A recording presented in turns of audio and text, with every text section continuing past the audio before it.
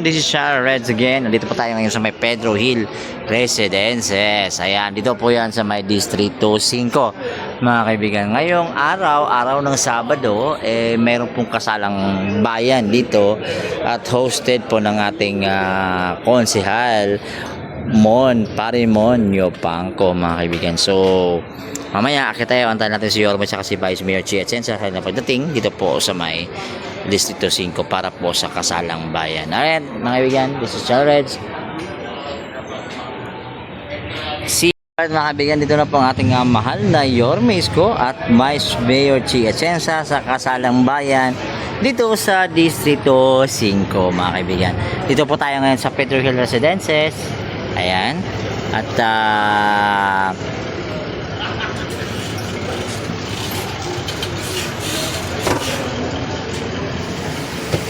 Boss Jerry, morning. Yorme, magandang morning. Ikakasal na naman sila.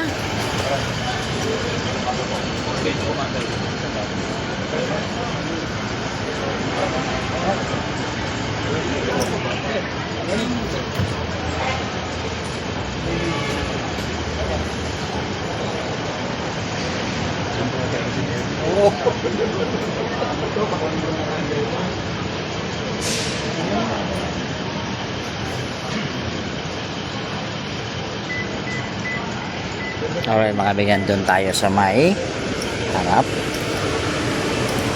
Suyang is suyang.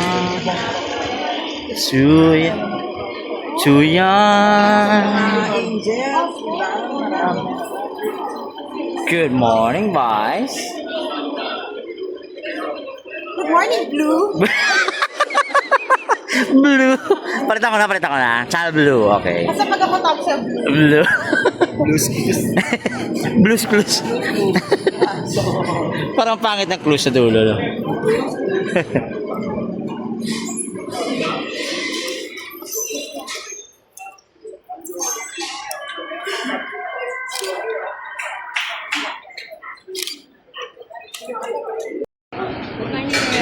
Morning, your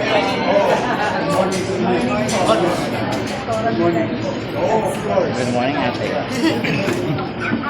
Good morning, Bosslet.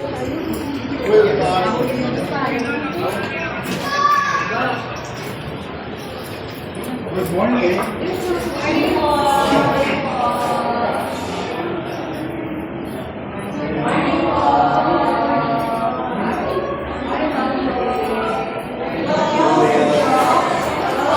Ang laki na kakabang ni Vice siya.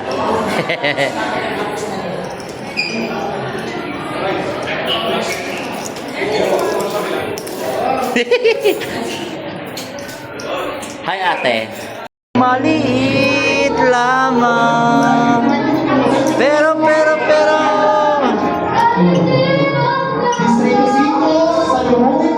Hi, Cons.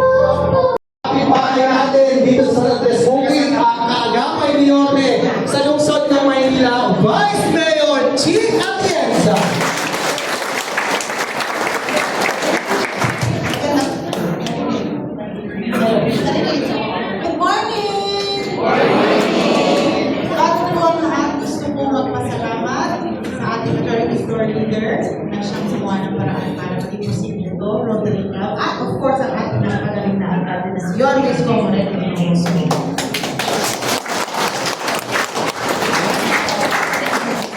Ikakasal na kayo. Ready na.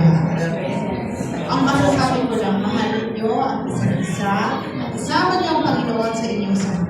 Dahil hindi madali magkaroon ng asawa. Pero, pag mas mahal nyo ang Panginoon kesa sa inyong asawa, kahit pa paano, magiging mas madali ang lahat.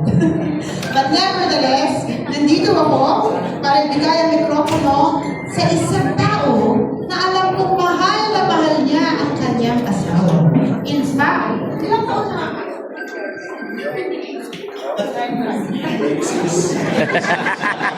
Asawa, ha? Ikaw, something like that, 26 years na siya in love sa kanyang asawa. At tingin ko, mas magaling magsalita sa inyo ay ang ating alkalde tungkol sa pag-ibigan. Kaya hindi ko natatagalan at ibibigay ko ng mikropono sa ating napakamapagmahal na Yorme Isko Martin.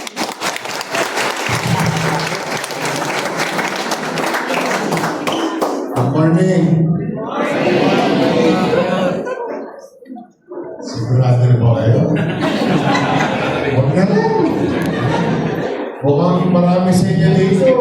Matagal na nagsama. But I'm happy and honored to recognize this. Sino ang first time dito sa Pedro Hill Residence? Malamig, ano? Imagine mo, tulad nyo, asawa. Well, of course, iba sa inyo may anak na, yung iba naman sa inyo nagbabalak pa, yung iba naman atrasado na. Delayed. But, di ba, isa sa unang pangarap ng mag-asawa ang magkaroon ng sariling masisino. Tama ba? Pero imagine mo na isang araw, habang buhay ka ng mumupahan, isang araw, habang buhay ka nakikipisa o nakikitusok ng lupa na may lupa, tapos ito sila. May swimming pool pa. Sabihin, kapag ang pamahalaan o gobyerno talagang pinusuan or nag-focus at pinagmalasakit ng kanyang mamamayan, kapag tutustusin niya na ang pananalapi ng bayan, ay nasa maayos na paraan, may mapupuntahan panghabang buhay na kapakilabangan sa kanyang masasama. Today, we are not only witnessing an important day para sa inyong lahat, but also the lives, the families, nagbago ang buhay dahil sa in-city vertical housing program.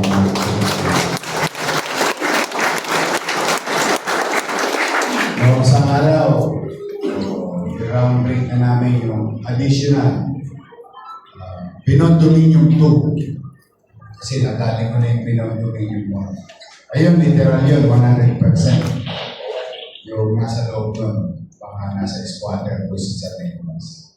And hopefully, the next batch squatters, katulad ko, pag sila naman din. Pero pumanatag kayo, habang tinatahak yung buhay pagkasawa, hanggat nandito ko, hanggat kaya ko, hanggat may available resources, hindi ako titigil magpagawa ng tahanan o bahay. Hindi naman lang kung pareho natin naabutin lahat yun. But one thing is for sure, hindi siya hihinto hanggat nandito ko na pinagkakatiwalaan sa mama. Of course, may bahay na. Hindi naman alam kung paano kayo papayuan mo ang mga Sobra-sobra na edad nyo sa pagpapakasal. Sige, matagal na rin kayo halos nagsama. But you know, this is a very important milestone sa pagsasama ng dalawang tao. Tayo'y magpapasaloob sa mga alituntunin ng pamahalaan bilang mag-asawa. And I'm very happy that an organization like Rotary, pagpapakan natin ng Rotary, at yung ating mga kusihan. Toskas pa kayo. Andiyan ang ating kusihan, Soma, Ating Spirito,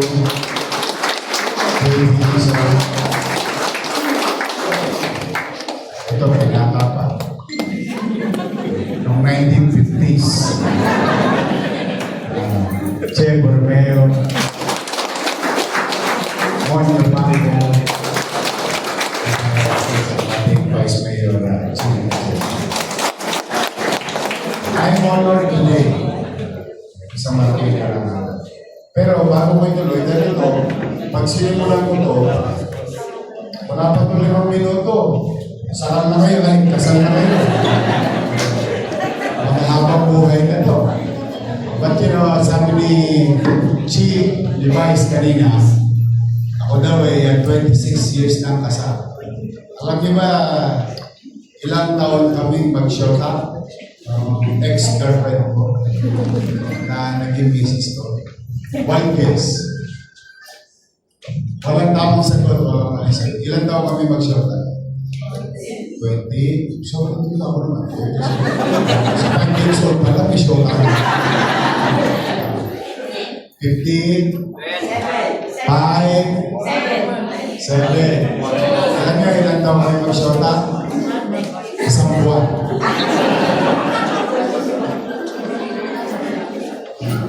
After 1 month, no, sinagot na ako. At saka siya ang pinakamahaba kong niligawan. 30 days ko niligawan eh. Hirap-hirap ako eh. Usually, nililigawan ko yung mga babies. Pwede. Tagal na yung 1 week. Shootin ko na. Pero ito, 30 days ako pinirapan. After 30 days, sinagot ako. 1 month kaming mag-shota, tapos nagpakasal na kami.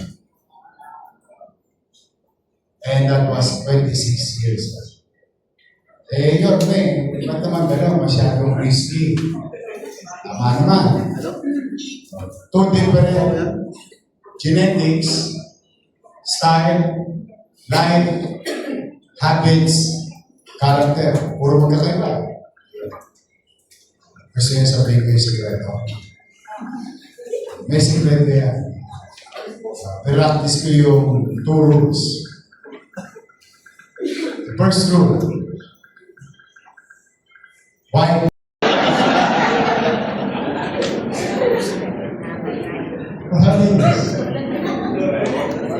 Halimbawa naman, siyempre yung babae, hindi naman laging tama.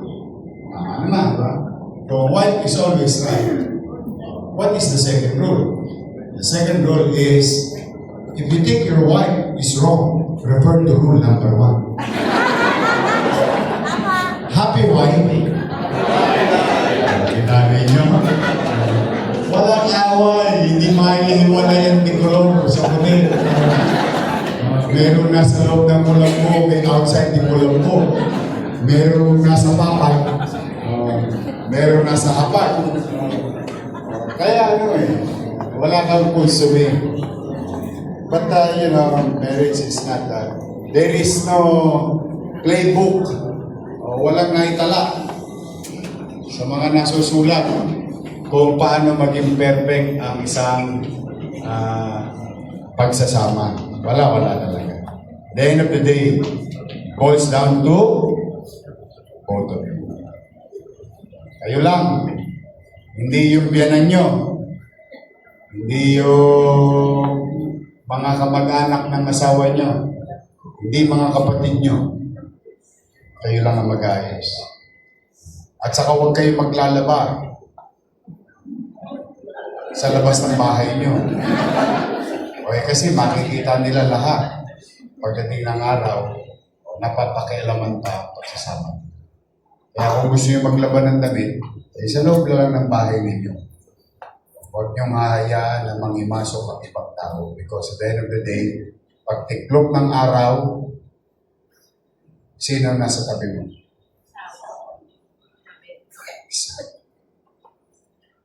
Exact. Always, always. Whether you're a man or a woman. At the end of the day, ang katabi mo, asawa mo. Katanong niyo ako ngayon, anong tawag yun? Hindi ako mapagkakatulo. Tatlong araw na akong binata eh. Ganun pala yun, no? Pagka matanda ka na, sa pag-aasawa, hinahanap-hanap mo yung amoy. Amoy melon. Melong amoy. Alam mo yung singahon ng katawan? Kaya balisang-balisa ako sa pagising-bising ako. But you know, it may sound funny, but somewhere along the way, there is truth behind it at some level. But for now, let's go on. Baka magbago pa isip nung nasa wakali mo. Okay? So, maraming salamat sa pagkakataon na ito. Buto Pangko at ang ating Rotary. Thank you very much. Anniversary nyo. Okay? Let's start. At mga lalaki, sumunod sa akin. Sambitin ang pangalan ng babae. Baka niyo kung hindi pangalan sa kaya tatapag ito ang pangalan. Kaya pula kakabutin nyo yan. Ulitin ito. Banggitin ang pangalan ng babae. Kailanman ay hindi kita pagtataksilan. Suot mo ang sisig na ito. Tanda ng ating pag-ibig. Mula sa araw na ito hanggang magpakailanman. Suot niya na. Para ngayon yung sumpahan. Okay? Kailan may hindi kita pagtataksilan? Isuon mo ang sisig na ito. Tandaan ng aking pag-ibig. Mula sa araw na ito. Tingnan nyo nga sa mata. Hanggang magpakailanman.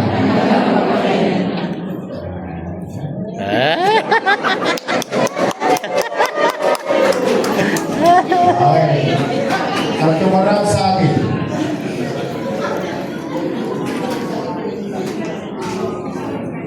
Kung ganoon, sa bisa ng kapangyarihan yung pinagkaloob sa akin ng mga umihiral na batas bilang punong lungsod ng Maynila, ay aking ipinahaya at kayong lahat na naparito, except sila, at sila pa, na naparito, ay aking pinapahayag at ikinakasal. Ngayon, kayo ay legal at ganap ng mag-asawa.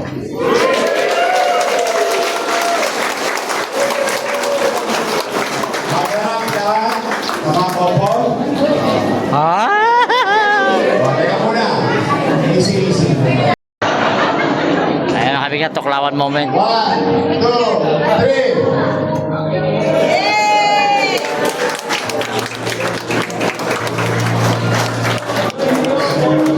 Congratulations. Pagkapangan natin sila. Congratulations!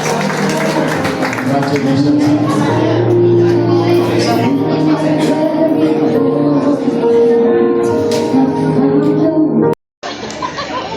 po!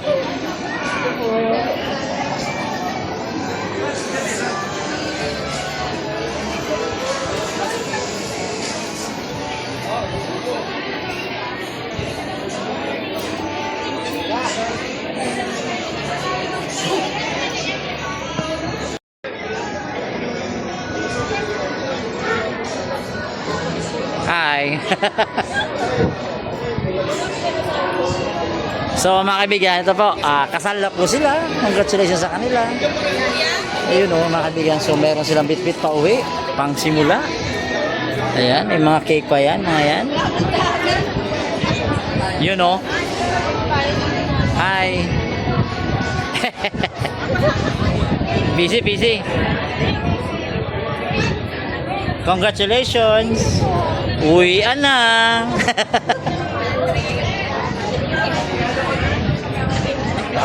Yun o, congratulations ha.